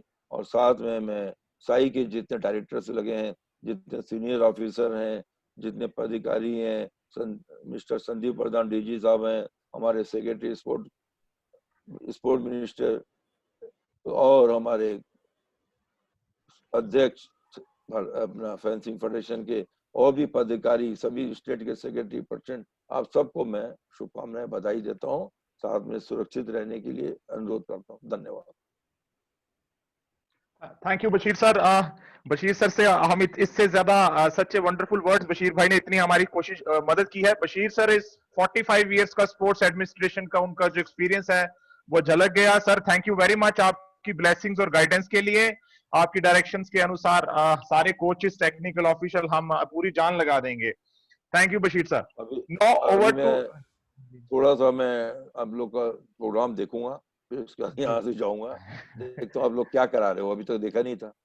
ठीक है, ठीक है सर, ठीक है सर, ठीक है सर। बच्चे लोग दिख रहे हैं मेरे को इसमें, उनको भी बोलूंगा बेटा घबराने की जरूरत नहीं है, अपन लड़ेंगे, जीतेंगे। अपन जैसा ओलंपिक की लड़ाई है अपनी, उसी कोरोना से लड़ाई है, कोरोना को भगाएंगे। आप लोग घबराइए मत। ये 2 जन जो बैठे हैं, जरा दूर दूर बैठो। 2 बच्चे कौन बैठे हैं? हाँ जरा आजू बाजू, थोड़ा सा बाजू सड़क के थोड़ा डिस्टेंस मेंटेन करो। Shri Surya, maintain the distance, stay थोड़ा apart from each other. Shri Surya mute में। हो गया, सुन लिया सर। ओके, चलिए आप लोग ट्रेनिंग में घर में भी दूर दूर बैठेंगे, कोई ऐसा आप लोग भी जरा बताइए उन लोग को। साथ में ट्रेनिंग के फेंसिंग के अलावा कोरोना के संबंध में भी आप जानकारी दीजिए। Okay, thank you sir. No, हम क्वेश्चन आंसर सेशन पे जाएंगे। उससे पहले मैं कुछ बंदों का नाम लेना चाहता हूं। हमारे पास अजिंक्य दुधारे हैं, इंटरनेशनल रेफरी, बोमचा सिंह हैं, भूपिंदर सिंह हैं, और बहुत से इंटरनेशनल प्लेयर भी हमारे साथ जुड़े हुए हैं। श्री सूर्या, आपके लिए इंस्ट्रक्शंस है, don't, both of you should not sit together, maintain A distance. Now first question is for Mr. Mohit Ashwini. We have got 6-7 questions. There's a bombardment of questions. Question ji, if you can mute others and unmute instructors only, please. Mohit ji, पहला question है कि disengagement and indirect attack क्या difference है? Sir just be brief sir, हमें बहुत questions आ रहे हैं sir. Disengagement and indirect attack. Indirect attack 2 तरह का होता है, disengagement and cut over. Okay sir. हाँ, और डिसएंगेजमेंट उसका पार्ट है। ये रिपोस्टे, इनडायरेक्ट रिपोस्टे बोलते हैं, अटैक नहीं। Attack disengagement and cut over है। इनडायरेक्ट रिपोस्टे जो होता है वो 2 तरह का है, cut over and disengagement. Okay, second question है, जब आप इप्पी का अटैक एग्जीक्यूट करते हैं, what is the most important thing you should keep in your mind? Most important thing जो इप्पी का अटैक हम करने के टाइम में सोचते हैं वो ये है कि तब करना है जब स्कोर है, टॉस हो गया है, तुम टॉस हार गए हो, लास्ट 10 सेकंड बढ़ जाए तब अटैक कर दो। नहीं, अटैक नहीं करना, ये फॉइल नहीं है जिससे राइट ऑफ वे मिलता है। ईपी में पेशेंस जरूरी है, अटैक जरूरी नहीं है। अटैक हमेशा आप प्रेफरेंस देता है, लेकिन एपे में नहीं। एपे में पेशेंस जरूरी है, एपे में मूवमेंट जरूरी है, एपे में उसका टेंशन फील करिए कि वो क्या चाहता है या क्या उसकी बॉडी लैंग्वेज है, क्या उसके ड्रॉबैक्स हैं, उसको देखिए। लेकिन अटैक मत जल्दी जाइए। क्यों? क्योंकि अगर आप अटैक पे जाएंगे तो वो ऑलरेडी वेट कर रहा है काउंटर अटैक मारने के लिए। इसलिए इसी में अटैक होते हैं, इसीलिए आपको पता है कि उसमें टाइमिंग्स आ गए अभी। अच्छा सर, दूसरा क्वेश्चन है मोहित जी की, what is the maximum bend of the blade is authorised in EP? Maximum bend arc of the blade 4 to 7 centimeter. Which bend, flexibility or bend?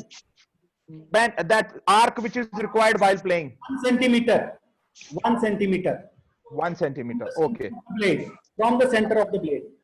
एक और क्वेश्चन है, प्लीज बताइए कि how to run hand back movements? Most of the time hand back movements, hand movements बहुत easy है। Hand back movement, hand back movement जो है आप 1-2 से सीख सकते हैं। 1 फ्रॉम हैंड, 2 फॉर लेग। जब आप 1 फ्रॉम हैंड करेंगे तो आप टारगेट बोर्ड पे ये स्टार्ट कर देंगे एक्सरसाइज, और यही same backwards also, 1 for hand, 2 for withdrawal. तो आपकी ये मूवमेंट खत्म हो जाएगी। Same in launch and same in other actions also. You can start with 1 from hand, 2 for leg. इस काउंटिंग में it will increase your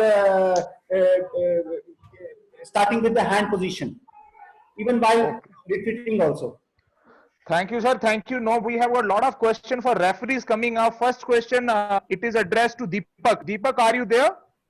Sir, Deepak, what is P card in IPPI cumulative with other penalties? P card is P card in IPPI cumulative with other penalties. आप इसको थोड़ा describe करेंगे? ये question it has come from Bangladesh to us.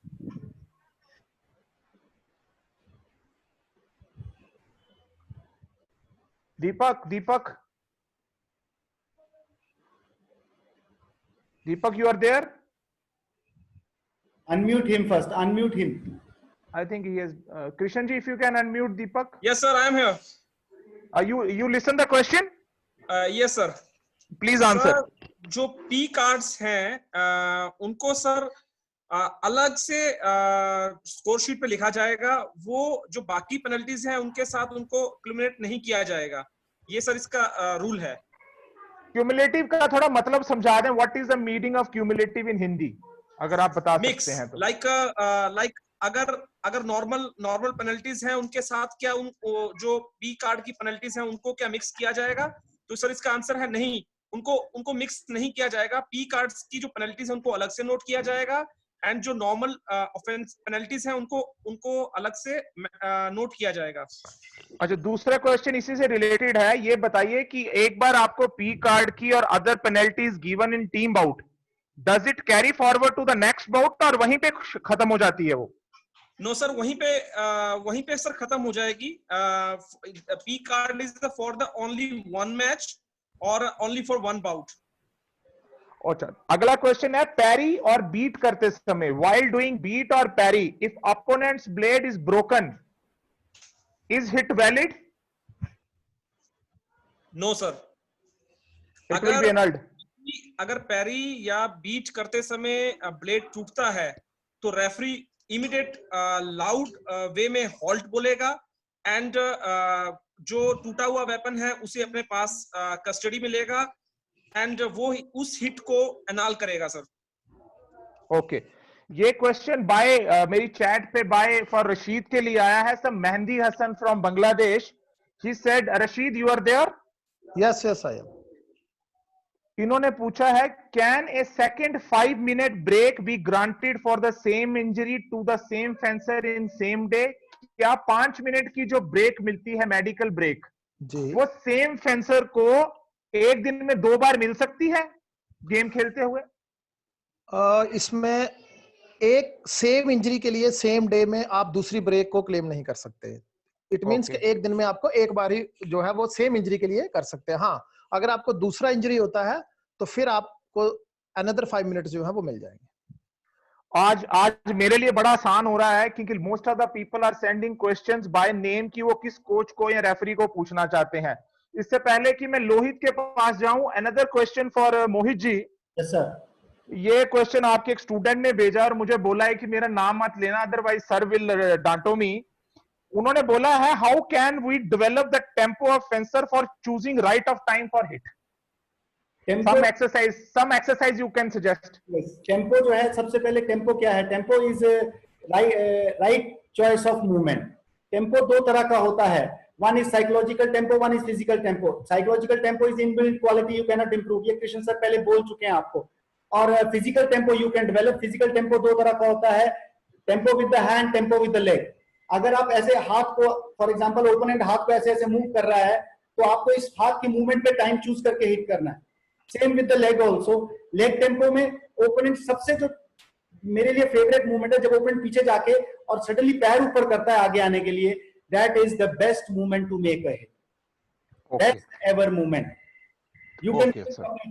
You can make flush, you can make launch, you can make any action because उसका जो front foot हवा में है, ना तो वो पैरी कर सकता है, ना वो काउंटर अटैक कर सकता है, वो सबसे ऑड मूवमेंट होती है। दूसरा क्वेश्चन है, मेरे को किसी ने पूछा है, ये चैट में था कि लेफ्ट हैंड फेंसर के साथ जब हम बाउट खेलते हैं तो थोड़ी डिफिकल्टी होती है। आप अगर आपका कोच राइट हैंडर है तो वो आप उसको कैसे लेसन दें ट्रेनिंग में अपने फेंसर को कि he get used to play with left hander also, because कईयों का लेफ्ट हैंड नहीं चलता है सर। जो मेरी जो एडवाइस है वो सभी से यही है, कोचेस से, कि please start using both hands. क्योंकि कई फेंसर जो ऐसे होते हैं, जैसे आपको भी पता है Paramvir Dhaliwal, he was a very good fencer, epee fencer. मैंने उनको एक बार पूछा था कि तू भी लेफ्ट हैंडर है, मैं भी लेफ्ट हैंडर हूँ, पर वो he was national games champion also 2004। तो मैंने उसको पूछा था तेरे को प्रॉब्लम नहीं आती है क्या, मैं जब तेरे को लेफ्ट हैंड दोनों हम करते हैं तो तेरे को राइट हैंड की फील नहीं होती? कहता है नहीं, मुझे ओपोनेंट मिलना चाहिए, बाकी सब मेरा ठीक है। तो ये बस he was his phrase. But बाकी फेंसर जो होते हैं वो, उनके लिए एक लेफ्ट हैंडर को ट्रेनिंग करानी बहुत जरूरी है, लेफ्ट हैंडर की फील करवानी बहुत जरूरी है। तो कोच को मेरी रिक्वेस्ट है कि प्लीज आप करवाइए। Thank you sir. अपने आप हो जाएगा, हम भी ऐसे ही हुए थे। अच्छा, can you Lohit, please? Lohit, are you there? Yes, sir. Lohit, a question for you again from the Nepal. Somebody has sent. He said, can a fencer who has been allowed a 5 minutes break following a injury time resume the bout before the 5-minute period has ended? कि कोई Yes, भी absolutely. Fencer जिसको 5 minute का medical break दिया गया है, अगर वो फील करता है तो क्या 5 मिनट से पहले वो शुरू कर सकता है? Yes, absolutely. 5 minutes is the minimum Maximum. time that is given. Yeah, maximum time given, so that they should not exceed the 5 minutes. But if the fencer is ready to fence before the 5 minutes, he can absolutely, fence. That shouldn't be a problem. Hello, He is allowed. Lohit, you're not audible. Lohit, Hello. Yes, can you hear me? Lohit, you're audible. Yes, I can hear you. Yes, yes, Krishan ji? you can hear us. Sir. Yes. Hello. We can hear Yes, sir. Yes, Vikram sir. Can you hear me? Hello. Yes, yes, Lohit, continue. We are able to hear you. Yes. You are audible. Yes. So I just told you that it is allowed, even if the fencer wants to fence before the 5 minutes break. It is allowed. So that was the question. I think there is a network problem with Vikram sir, so he's unable to ask the other questions. Krishan sir, you may continue with this. Yes, Krishan sir, if you have any questions from the chat box, you can ask us. Yeah, let me check the chat box for the questions.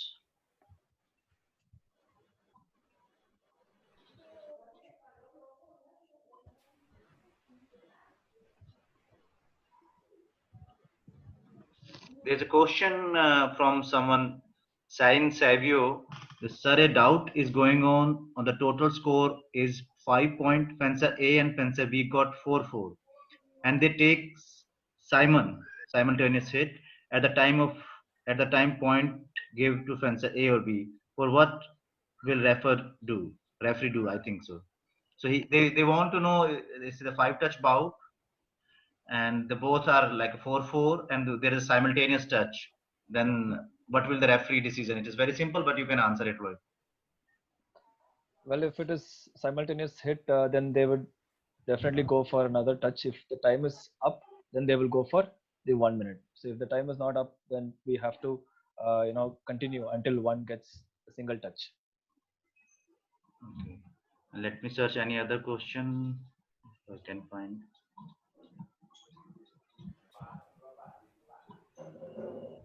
So for me to elaborate and explain this, if there is 1 minute given, if the 3 minutes is completed, and if it is still 4-all, and if it is double touch going on, then before the 1 minute, there is a toss that is being given where the priority is chosen. So the fencer who gets a priority wins at the end of 1 minute if nobody scores a touch. But if somebody scores a single touch, he becomes the winner.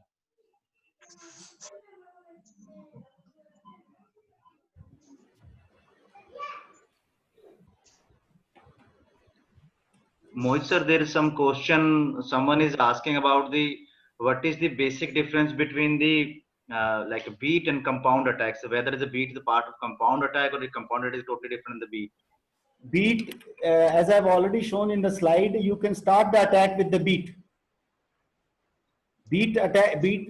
You can prepare the attack with the beat. Compound attack. Already, the action has been done by Daniel Master, and the pupil was making beat on the hand, beat and hit on the hand. At the same time, he was making parry, and pupil was exceeding on the further target. So you can prepare attacks with beat, and compound attack also can. For compound attack also, you can use beats. There is one more question. It is again for the Mohit sir. It is regarding the training. They were like, what is the basic difference in a fencer? Means some if they want to improve their direct actions, he wants to say like how they can finish actions directly without going for the compound attack because they don't want to lose time. Yes, it depends on your opponent, what action he makes. If he makes parry, then you have no other choice left to change the line of attack. But if he comes straight, don't go on chest first. Go on forearm if his hand is exceeded. That is why we are teaching that when the hand is exceeded, don't go for chest, otherwise it will be simultaneous or the counter attack of the opponent. This is difference. So if you want to go straight when he is making or she is making counter attack on you. But when her arm or his arm is straight, go on hand first.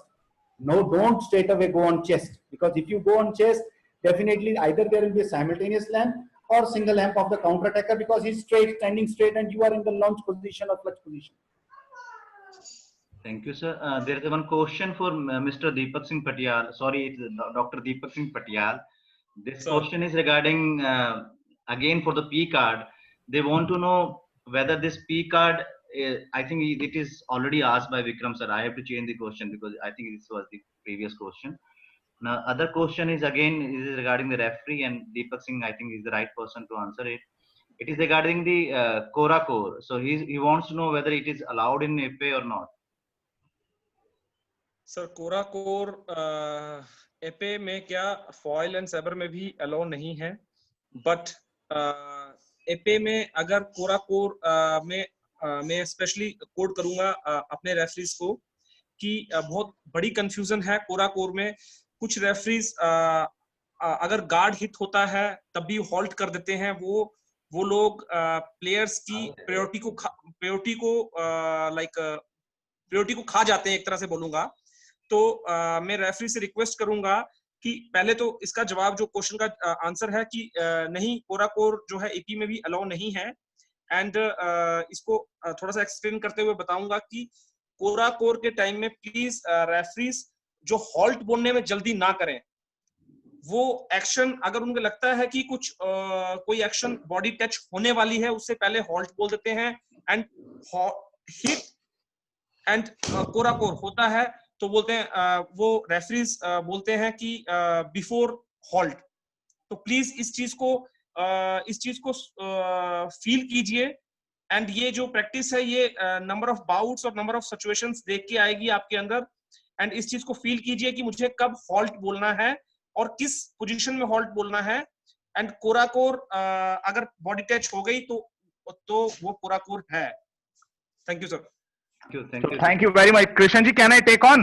Sure, sir. We are waiting for you. Sorry, mera wo actually internet has gone. Now, with the tempo of the concept, any questions pending? I have taken 3-4 questions, sir. If there is anything you left with you can ask. Okay, no, nothing else. I just wanted if you can get Dinah online, because हमने promise किया था every day we will get one good extraordinary person online. But before that, I just wanted to announce something from my side. I saw these two boys, Siri Surya. I don't know from which state. Their coach can contact me. They have been writing the notes every day. Okay, no, I have decided that I will give them one sort of Ippi, foil or saber from my side, seeing their commitment as a senior fencer. This is my duty. So beta, please tell your coach to contact me and take your sword from me as and when you require. Dinah need to be unmuted. Okay. Hello Dinah, welcome. How are you? I'm fine, sir. Okay, most of you who knows Dinah, you know Dinah, but I call Dinah as a Sofia Valenki of India. Because she is 42 years, she has got 2 kids too. Dinah is also only one. No, you have one, I know. Dinah is also have got one kid, but she is one of the best fencers we have. And Dinah, we fully appreciate your concerns and we are happy you are with us. Please give us your opinion on whatever you want to say related to fencing. You have got 1 minute to 2 minutes with you. Okay, sir. First of all, good morning, everybody. First of all, I want to convey my thanks to the Fencing Association of India for giving me the opportunity to share my experience. Well, I started fencing from 2002 when I was 12 years old, and now I'm a mother, and I have a 5 years old daughter. But still, I'm playing. You know what? I love fencing. That's why. And it is very hard through my journey as a player. But keeping aside all these things, I want to convey a message to you all that the dedication and hard work of the players is endless, and one must put all their effort into it. So as a player, you must show your respect to the coaches, to your colleagues, even to your teammates and juniors and seniors as well. Uh, and also, I think you all might have known about my performance, but actually, I want to tell you one thing to you all, that one must never give up as a on your dream as a player. But so dream high and dream big, and lastly, reaching one's goal is a journey and responsibility of your hard work and dedication. This is the message from me, especially to the young fencer. So stay safe, and best of luck for your bright future life. And thank you thank you so much. May God bless you all. Thank you, sir. Thank you, Diana. God bless you also. Those were very mature words, and I am trying my bit to get all these senior fencers coming and giving a message for 1 or 2 minutes, because you Yeah, guys thank are you. the role model for the next generations who are watching. Like for us, Hemjit, Meglamba Bhaiya, and all these were role models. They motivate us to play. So you have done your bit for the fencing, and you Yes. guys need to be promoted. Thank you very much. Stay Thank you, sir. focused. Thank We are you so happy you are much. with us. I Thank you so wanted much, to sir. thank you. And the end, I wanted to thank you, our speaker of the day, Mr. Mohit, once again, and especially to his boy who was helping him. I could see glimpses of you in him, and I hope he is our future Olympian in future. Another, in my bits, I always recommend all coaches to go through one TED talk, because somebody who has done something earlier, they have got a pearls of wisdom to tell us. तो आज की जो मेरी TED talk है, मैं आपको recommend करूंगा. That is a TED talk of the art of focus. The art of focus. हम उसकी community पे link भी डालेंगे. This is by Christina Bangsu. She started playing shooting at the age of 23rd, and she became world champion at 42 years of age. Please see that TED talk. She tells you something about the focus, which is wonderful to watch. Other than that, I also want to thank all of you to be there. Please like our Fencing Association of India's page. It has got 498 likes. We want to make it till 1,000 till the time we reach. Thank you once again to all of you, and request all of you to log out. Sir, in case you want to say something, Mr. Mohit, please, sir. No, thank you very much. Thank you. Thanks, sir. Okay, thank you very much. Tomorrow again, we have a surprise for you. Some guest speaker is coming. Thank you very much. Stay safe, and please watch today evening 5 to 6 class. Tomorrow again, we have a class by Mr. Mohit on the defensive actions in IP. Thank you very much. Log out. God bless us all.